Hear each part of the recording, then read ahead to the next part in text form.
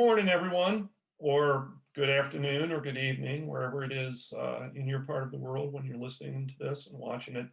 This is Brooks Kubik and John Wood with another episode of Dinosaur Radio. This is episode number 12.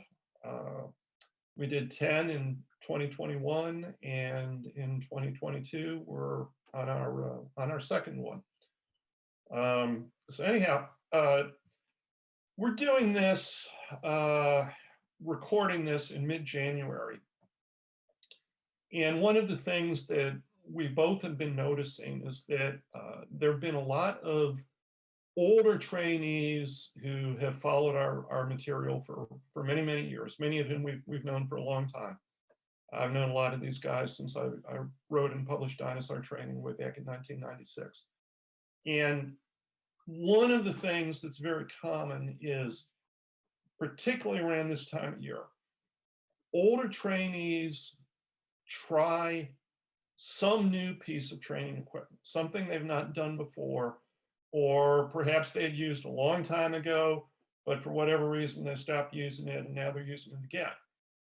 Examples might be Indian clubs, meals, maces, resistance bands, various types of isometric training devices, dumbbells or kettlebells, or one fellow wrote the other day, he just had a welder set up in his backyard, a pull-up bar, except he doesn't like doing pull-ups on a regular bar. What works better for him now as an older trainee is to hang a set of rings from the bar and do ring pull-ups. He finds that they're much easier on his shoulders.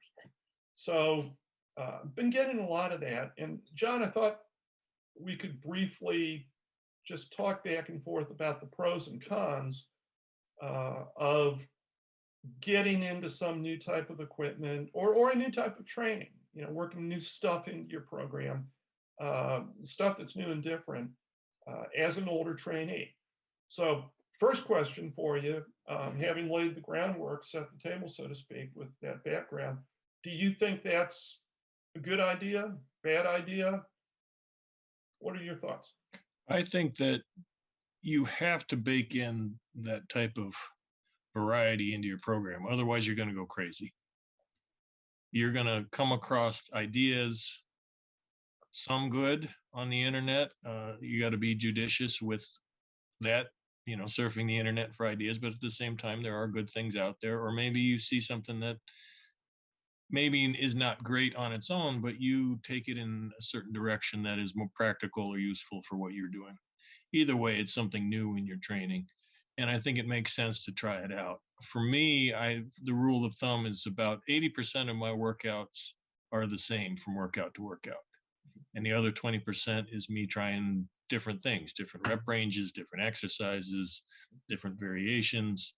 And some things work and some things don't, but at least I give myself the opportunity to try some stuff out just because it's fun and it's interesting. And sometimes you find something that's really, really special. So I think that you have to do it just as a part of the process. I think that's right. And particularly for people who've been doing this for 30 or 40 or 50, sometimes 60 or more years.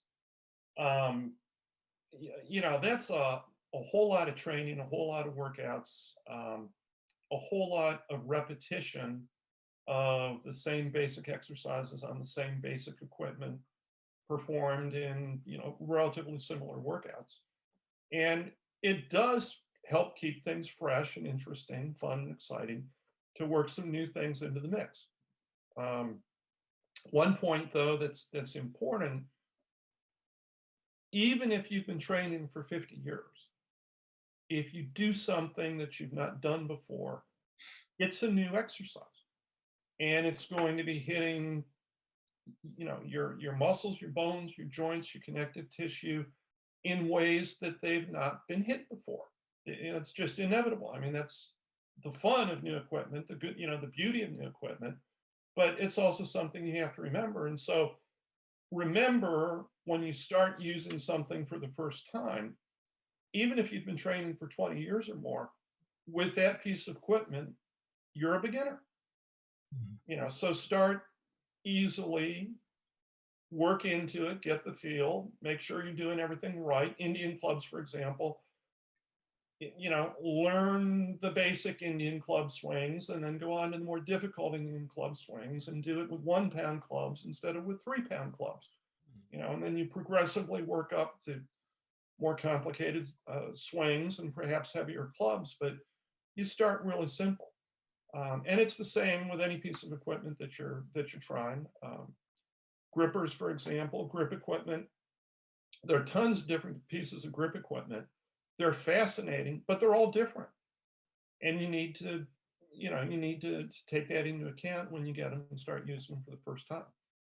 So I think if you use them properly, sensibly, and progressively, new pieces of equipment are just absolutely wonderful. I Um, always, as a rule of thumb, go lighter than heavier. It's easier. It's a lot easier to start out light and manageable and build from there than start out too heavy and create problems for yourself. So um, you can always adjust after the next workout, couple workouts. If you find that it's too light, that's fine, but you'll get a better idea of whether that exercise is worth doing if it's done in a more manageable level than trying to burn yourself out right away. yeah, yeah, that's very true. Which brings me to a somewhat related point. Um, Jumping into the new workout to start off the year. It's such a common thing. And it's such a thing that people overdo and do wrong because they jump in, it's 150% intensity on day one. And they basically bury themselves in the first workout and they're so stiff and sore that they can't move for a week. And you see people do this over and over and over again. And it's like, man, there is such a better way of doing things. Um, a progressive way, I would suggest. And I think also it's important to point out that mistakes are not necessarily a bad thing as long as you learn from them. Mhm. And and there have been times when I started out too heavy or when I made a choice that was not ideal for something in my training, but at the same time I learned what not to do so that I could make an adjustment and start at the proper level the next time. So I would think that as when people as they go through their training journey that this would be something that they would kind of understand so that they also don't keep repeating the same mistakes over and over again. Mhm. And for some reason there are people out there to do that. But in any event, if you take if you're looking for good advice or wisdom from Brooks and I through this podcast, I think that's something to always keep in mind. It's that it's not a bad thing to make a mistake, and don't be afraid to make mistakes either. A lot of people just don't do. They're so afraid of making a mistake they don't do anything, Yeah. and that's not good either. I often get emails from somebody who has just been agonizing over the best exercise, the best workout, the best sets, the best reps, the best progression system, whatever. And of course, is reading stuff on the internet and it all says different things, and so they're being pulled this way, that way, this way, and they end up completely stuck because they're trying to figure out what's best. Mhm. And the answer, of course, is there's nothing that's best. There's a lot of stuff that's good. And there are some things that are better than others, probably, and some things that are better for you right now at your current level of development. And just find something that seems to work pretty well, seems to be pretty good. It's challenging, but not crippling, and do it. And then make adjustments as you go forward. But I literally see people they can't stay on a training program more than 1 or 2 workouts. And when I look at this, I don't think it's because of the program per se. I think it's because of what goes on in the 24 or 48 or 72 hours between workouts when they're sitting there and they're surfing the net and they're looking for something different. And boy, they find it. They find a whole lot of it, and then they just get lost. So, Yeah. Yeah. I mean, for any workout, I don't want to go too far off on a tangent, but it's understanding what are the limitations of what I'm dealing with, and you have limitations based on your own level of motivation, your level of experience, your strength level, or something like that. And so, trying to do too much, pound too much into that process is just it's going to be not productive in the long run. So, mhm, I mean, if you look at like I say, I keep saying the rule of thumb, but if you look at the examples over the last 150 years and also your personal examples, you'll come up with some conclusions that make sense for what you're trying to do. Most people can only train productively for about an hour, if that. So you've got an hour window or a 45-minute window or maybe a 20-minute window. I don't know what it is for you, but for most people, an hour is about the limit of what can be done that will lead to any kind of results.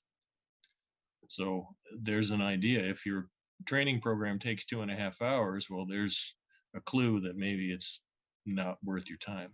mhm, yeah. Okay. Well, that answers that question, and I think it gives us an idea of other questions to go into in more detail in future episodes.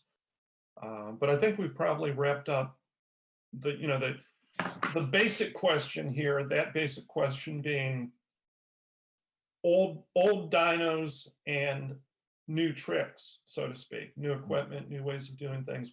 I think we've kicked that around a bit and covered that. So let's stop here, and come back another day and perhaps dig deeper on some of these other questions. Sound good? Sounds good. Okay. Well, that's it. That's it, everyone. So it's Brooks Kubik and John Woods signing off, and we'll be back soon. Take care.